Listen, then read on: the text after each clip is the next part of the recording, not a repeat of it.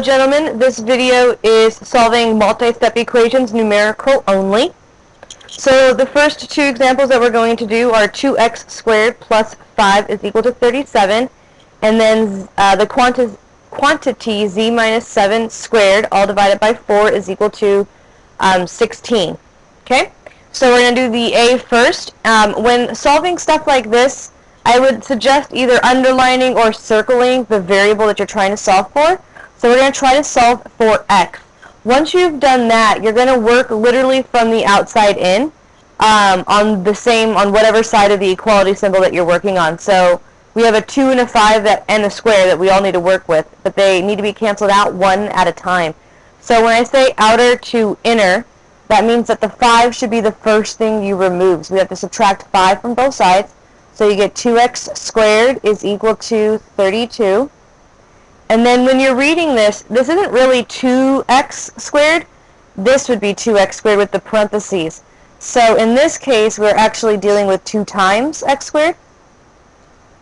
So really it's 2 times x squared is equal to 32, which means that you're going to divide by 2 next, because that is the opposite of multiplication.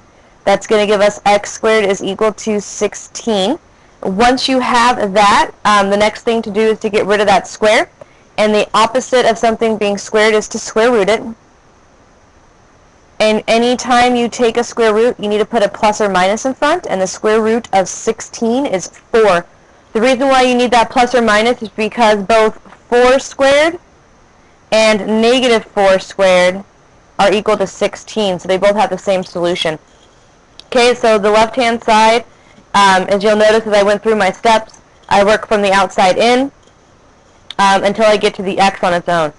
Now, for b, we have the quantity z minus 7 squared, all divided by 4, is equal to 16. You'll notice that the minus 7 is inside of the parentheses. That makes it the last thing that we're going to do. Okay, so between the 4 and the square, you have to think about what's going to happen. Well, the square directly affects the 7 minus z, so that won't be the first thing we remove. The first thing we're going to do is actually multiply by 4. To get rid of the division of 4. So z minus 7 quantity squared is equal to 64. Then again we have a square, so you're going to square root both sides.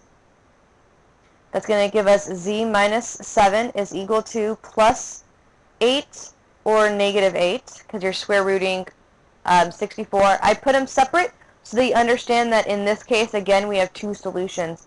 Now you're going to add 7 throughout. And you're going to get z is equal to both 15 and negative 1, and that would be your 2 solutions.